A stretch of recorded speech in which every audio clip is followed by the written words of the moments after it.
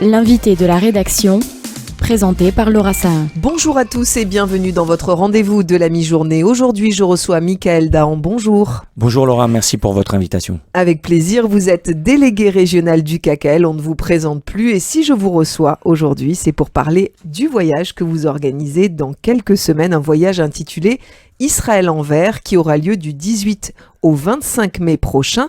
Parlez-nous d'abord de cette thématique qui vous est chère au KKL, Israël en vert. Ça veut dire que vous allez parler de ce que vous connaissez, évidemment, l'environnement, les plantations, les forêts en Israël, toutes les initiatives que vous prenez pour repeupler cette terre. Alors ça ne sera pas un voyage, mais ça sera deux voyages. Deux voyages, ok. Puisque va être couplé pour ces deux voyages, donc Israël en vert, c'était l'occasion d'en parler, et la marche pour l'eau, qui est un peu notre voyage iconique, notre voyage historique du KKL de France, qui existe depuis maintenant une trentaine d'années. Donc la marche pour l'eau, c'est aller au cœur du pays et de la terre d'Israël et d'être en mode randonnée. Donc c'est pour des randonneurs de niveau moyen, voire de niveau supérieur. C'est des randonnées de 8 à 15 km par jour. Alors il y a deux niveaux. Ah oui, quand même. Voilà. Oui. Il faut être c'est 4 jours de randonnée. Alors cette année, ça sera en Galilée et sur le plateau du Golan. La Galilée, comme vous le savez, a beaucoup souffert des attaques terroristes du Hezbollah et des roquettes qui tombaient ou des fragments de roquettes qui tombaient sur les forêts. Et donc on a eu des milliers d'hectares de forêts qui ont brûlé depuis le 7 octobre 2023 dans le nord. Je rappelle aussi, pour faire une parenthèse, c'est que dans le sud du pays, avec les attaques du Hamas, les attaques meurtrières du 7 octobre, puis les tirs de roquettes, c'est des centaines et des centaines d'hectares qui ont également brûlé dans le Negev. On en parle moins, mais il y a aussi énormément de dégâts. Donc le voyage se déroulera dans le nord du pays, dans ce poumon vert qui est la Galilée et le plateau du Golan, qui sont deux régions magnifiques. Et nous avons couplé le voyage de la marche pour l'eau avec un voyage qui s'appelle Israël en vert. Un voyage de solidarité. Un voyage de visite sur les lieux du 7 octobre. Un voyage aussi de visite qui permettra de voir les réalisations du KKL.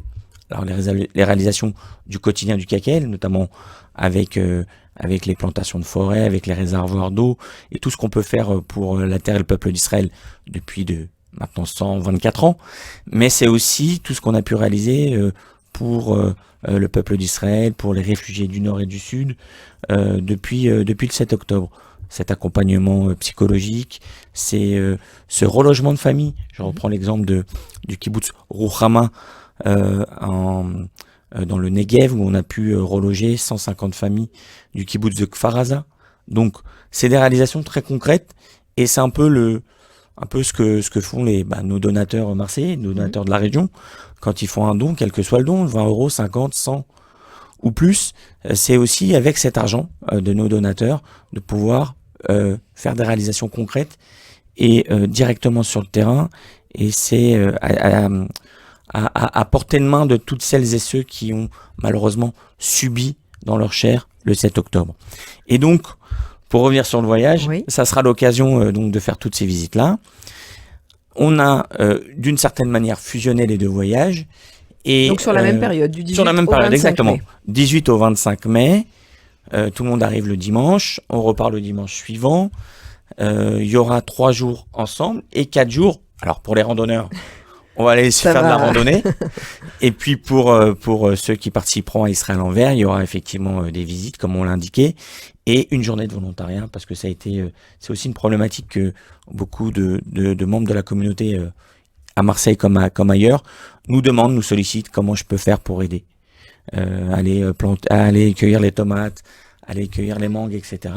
Donc ça sera aussi l'occasion d'avoir cette petite journée de volontariat, comme nous l'avions déjà fait quelques semaines après le 7 octobre, et que nous renouvellerons cette fois-ci aussi pour le voyage Israël en vert. Vous avez à cœur aussi, pendant ces voyages, de créer des rencontres aussi avec des anciens otages, des anciennes familles d'otages. C'est important aussi que les Marseillais, les Français qui partent dans le cadre de ce voyage se confrontent à cette réalité, à cette souffrance, au-delà de visiter les kibboutz ravagés qui sont encore malheureusement très marqués par ces attaques du 7 octobre. Il y a aussi des humains derrière et ces rencontres doivent être particulièrement importantes, j'imagine. Tout à fait, Laura, c'est très important de rencontrer les acteurs, les blessés du 7 octobre et puis de la suite, aller dans les hôpitaux comme l'hôpital Sheba Tel HaShomer à Tel Aviv, où on a eu l'occasion de pouvoir rencontrer déjà à de nombreuses reprises celles et ceux qui ont permis à ce que de soigner les premiers moments du 7 octobre. Et puis aujourd'hui, la réalité, c'est qu'il y a des dizaines de milliers de blessés et qu'il y a des besoins très importants en matière de rééducation, à la fois physique et à la fois mental, de l'accompagnement, du soutien psychologique. Je peux donner 2 exemples. On a rencontré il n'y a pas très longtemps une association qui s'appelle Izoun et qui fait de l'accompagnement psychologique et entre guillemets psychiatrique par la culture. Ils sont situés dans la marina d'Herzliya. Donc c'est plutôt un endroit sympa, plutôt de vacances et de tourisme. Mais à l'intérieur d'un petit centre commercial devant la marina, il y a cette association qui accompagne des centaines et des centaines, notamment de soldats blessés, mais pas que, dans de l'accompagnement psychologique pour lutter contre le stress, qu'on appelle le stress post-traumatique, où on a des dizaines et des dizaines, voire des centaines de milliers d'Israéliens qui souffrent aujourd'hui de ça. J'ai donné l'exemple de l'hôpital, j'ai donné l'exemple de cette association. Je donne aussi l'exemple d'une autre association qui s'appelle Notnim Tikva, que nous avons aidé avec l'argent des donateurs du KKL de France, qui est une association qui accompagne qui accompagne historiquement des personnes handicapées en Israël et qui accompagne aujourd'hui des personnes handicapées post-7 octobre. C'est-à-dire des gens qui ont eu des jambes perdues, des bras perdus ou des blessures physiques très graves. Et donc, avec l'argent des donateurs, de manière très concrète, nous étions en Israël au mois de mars. Nous avons offert un bus de transport pour personnes handicapées, une bus de 20aine de personnes, et avec la possibilité, juste derrière, de pouvoir monter les fauteuils roulants. Voilà. Donc ça, c'est petites choses, mais c'est aussi grâce à votre argent. Oui, voilà, c'est important. De manière très concrète. Oui. C'est vrai que le KKL, c'est les plantations d'arbres, et on restera historique. toujours sur les plantations d'arbres, sur historiquement les achats de terre qui ont permis la création des premiers villes et villages. Et je le répète toujours, c'est avec l'argent des donateurs il y a 120 ans, il y a 100 ans, il y a 80 ans, qui ont permis d'acheter les premières terres, qui ont permis de monter les premiers kibbutz, les premiers villages, les premières villes, de donner du travail aux différents pionniers, aux différentes aliotes qui ont pu avoir lieu. Et ce travail, on le perpétue avec la gestion des terres et la gestion notamment de nos forêts. Et donc la réalité, c'est que avec le 7 octobre, comme beaucoup, on a dû répondre aux urgences. Et on continue de répondre aux urgences, même si aujourd'hui on est moins dans l'urgence et on est plus dans une logique de reconstruction. Cap sur la reconstruction, c'est un peu notre campagne, mais c'est une reconstruction effectivement physique avec du relogement, mais c'est aussi une reconstruction, comme on dit, psychique et mentale pour accompagner tous les Israéliens qui ont pu souffrir directement ou indirectement du 7 octobre. Alors la transition est parfaite, Michael Dahan. On a envie de comprendre aujourd'hui quel est le cap pour ces dépenses directement en Israël. Est-ce que vous avez des exemples très concrets, comme vous nous avez donné par exemple pour le bus, qui est de manière très concrète, on comprend que vous avez acheté un bus, que vous l'avez donné à cette association et qu'elle s'en sert tous les jours pour les personnes dans le besoin. Est-ce que aujourd'hui, l'argent récolté en France, dites-nous à quoi ça sert concrètement? Alors je vous ai donné l'exemple de l'association Notnim Tikva. Oui. Je vous ai parlé de l'association Izoun, avec qui le bureau du KKL en France, les élus du KKL ont décidé, parce qu'on est allé sur place, on a vu, on les a rencontrés, et on a décidé de les aider financièrement. Donc une partie de l'argent récolté en France ira aussi pour cette association qui est à Herzliya et qui fait de l'accompagnement psychologique. C'est aussi ce qu'on fait dans notre centre d'accompagnement psychologique de la ville de Sderot. Donc Sderot, je le rappelle, qui est à 10 secondes, malheureusement, de tir de roquette de la bande de Gaza. Et il ne faut pas oublier que ça continue, même si c'est de manière sporadique. la menace reste encore d'actualité. C'est aussi, comme on a pu le faire, c'est les abris anti-roquettes. Laura, tu as eu l'occasion de venir en Israël avec le Kakel. Tu as pu voir ce que c'est qu'un abri anti-roquette. Donc ça coûte 11 000 €. C'est des blocs de béton. Et alors, il faut vraiment être sur place pour voir la réalité. Un bloc de béton, on rentre à 7 ou 8. Et quand il y a une alerte, on rentre dedans.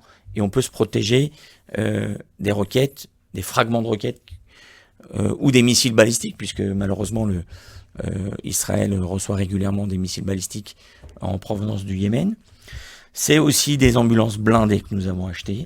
Alors, c'est pas notre rôle, mais à ce moment-là, il y a eu des demandes, il y a eu des besoins, et on a répondu. Vous avez répondu à l'urgence, en fait. On a répondu à l'urgence. La petite liste d'urgence. Et on n'a pas fait. En fait, on a répondu aux sollicitations. Vous doutez bien que il y en a eu beaucoup. Grandes institutions comme le Kakel et comme les autres institutions de la communauté, qui sont en lien direct avec l'État d'Israël ou indirect, ont été sollicitées énormément. Et donc, il a fallu faire des choix. Mais ces choix-là, on les a faits. Puis, le fait que nous allons régulièrement sur place, ça nous donne aussi la possibilité de voir à la fois sur des sollicitations et puis le résultat. Quand nous sommes allés à Rouhama avec un groupe de journalistes, il y a quelques semaines de cela, eh ben, on a pu voir 150 familles du kibbutz Kfar Aza relogées. Alors, de manière provisoire. Et le provisoire, c'est malheureusement souvent du provisoire qui dure. Oui, et de s'être retrouvé à ce moment-là, on n'a pas visité des... On a visité des mobil-homes, c'est une chose, mais il y avait des gens à l'intérieur. Oui. Et puis on s'est retrouvé à discuter avec un peu à l'israélienne. Il n'y a pas tellement de formalisme, on discute au pied de la porte. Et on s'est retrouvé avec une famille dont la maman qui a à peu près, qui pourrait être l'âge de 60-70 ans, et qui nous a malheureusement raconté son expérience du 7 octobre à Kfar Aza. Et ce qui est arrivé malheureusement à son mari, à ses enfants, etc. Voilà. Donc ça se programme pas. Oui. Ça peut pas se programmer dans une vidéo. Mais ça peut pas se programmer. C'est intéressant. Il faut aller sur place. C'est intéressant ce que vous dites parce que vous parlez effectivement de ce travail de reconstruction que le KKL mène depuis des années. Mais finalement, c'est aussi un travail de mémoire que vous gérez, puisque ces confrontations, ces rencontres, même dans le cadre de ce voyage Israël-Anvers qui aura lieu en mai prochain, vous allez créer ces rencontres-là pour rappeler l'histoire, pour inscrire ces moments terribles dans l'histoire. Et donc, est-ce que le KKL, finalement, s'offre pas aussi cette possibilité de ce rôle-là, ce rôle de préserver la mémoire, raconter l'histoire, se faire porteur d'histoire, de cette terrible histoire? On a un mot important dans notre histoire, c'est aussi la transmission. Et donc, en ce jour de Yom HaShoah, oui. Il y a besoin aussi d'avoir cette transmission pour le 7 octobre. Mais c'était pas la vocation première du KKL. Je pense que c'était pas la vocation de beaucoup d'entre nous. Bien sûr. Et que par la force des choses, et que face à l'adversité, on avait cette nécessité d'abord de saluer la résilience du peuple d'Israël. Dans toutes ses composantes. Ethniques, religieuses, etc. Parce que tout le monde en a pris, entre guillemets, plein la gueule pendant ce massacre, pendant ce jour de Shoah, parce qu'on est au jour de Yom HaShoah, mais on reprend toujours les mots du président de la Knesset, Amir Ohana, qui nous avait dit lors d'une rencontre avec des journalistes en Israël avec le KKL, c'est un jour de Shoah. Et je vais pas dire j'aime beaucoup ce terme, mais je reprends souvent ce terme dans nos écrits, quand on parle, c'est un jour de Shoah qui s'est passé le 7 octobre. Et on a besoin des témoignages, on a besoin de transmettre. Tout à l'heure, en off, on parlait de Amin El-Khatmi qui était là le jour du concert, la réussite merveilleuse. Et je salue Radio JM et le travail de toute son équipe, de son président Jean-Jacques Genoux et Laura qui a présenté l'émission et toute l'équipe de Radio JM pour avoir organisé ce merveilleux événement qui nous a permis de nous rassembler sur Marseille et au-delà, parce que je crois qu'il y avait des gens de la Côte d'Azur que je connaissais qui sont venus, qui ont fait la route. Et on a besoin de cette... on a besoin de transmettre. On a besoin je parlais d'Amin El-Khatmi qui disait les femmes des collectifs nous vivrons. Oui. Où aujourd'hui, dans la société française, on remet en cause les agressions sexuelles, les viols massifs qui ont été commis ce jour-là. Et je crois qu'on a besoin de continuer à parler de cela, à témoigner, à permettre aux témoins d'avoir un lieu d'expression. Alors, chacun à notre place. On n'est pas des institutions internationales de justice. Nous sommes une institution environnementale. Mais je pense qu'on a une responsabilité chacun dans la communauté. Et au-delà, cette responsabilité, elle va aussi avec les amis d'Israël, de pouvoir témoigner et de pouvoir continuer à témoigner et de pouvoir offrir des lieux de témoignage à toutes les victimes du 7 octobre. Et à nous après, parce qu'il y a un temps court, il y a un temps long, de permettre la transmission. C'est des vidéos. Quand on parle avec cette femme qui a subi de plein fouet le 7 octobre et qui nous raconte comment elle s'est cachée à l'intérieur de la maison de son kibboutz et comment elle a fait et comment elle a vu son mari partir. Je ne vais pas rentrer dans les détails, mais ça reste dans l'esprit. Mais ça, ce témoignage-là, il y en a des milliers.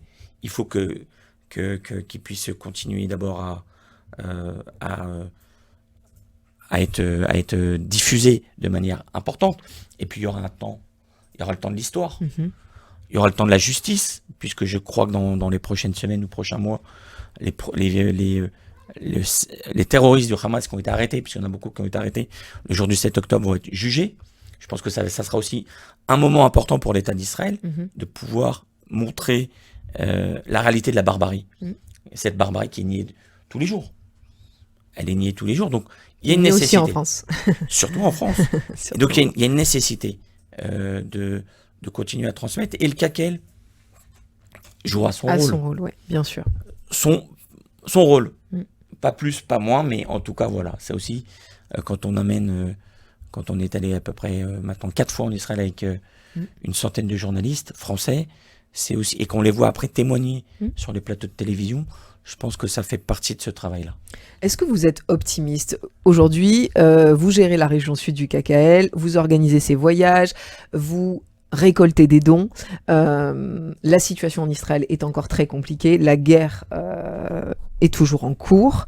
Est-ce que vous voyez un petit peu, l'image est un petit peu délicate, mais la lumière au bout du tunnel. Est-ce que vous pensez qu'on va se sortir de cette situation et que des jours meilleurs nous attendent? Je ne sais pas si je suis d'un naturel optimiste. Naturellement optimiste ou d'un naturel optimisme. Mais vous qui êtes en contact avec des Israéliens tous les jours et avec des associations, des institutions, quelle est la température? D'abord, la vie, d'une certaine manière, la vie a repris. Il y a eu, tu étais venu, je crois, en janvier, il y a 2024, l'année dernière. Donc, c'était encore... on est allé en octobre, on est allé en janvier, on est allé en mai, c'était encore très très compliqué. Là, nous sommes allés cette année. On va dire que les choses reprennent. On n'a pas le choix. C'est surtout, c'est en brera, on dit en hébreu, je crois. On n'a pas le choix. Donc, les Israéliens n'ont pas le choix.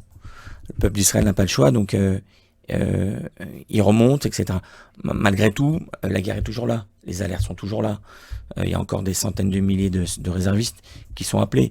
Il y a encore des dizaines de milliers de soldats d'actifs, donc des gamins de 18 à 21 ans. Il faut aussi se rappeler ce que c'est qu'un soldat israélien. Majoritairement, c'est aussi principalement des... Alors, il y a beaucoup de pères de famille, mais c'est aussi des gamins. Moi, évidemment, des jeunes. J'ai eu mon fils qui était à l'armée il y a quelques années, où je vois ce que c'est une vraie réalité. Et il faut être optimiste.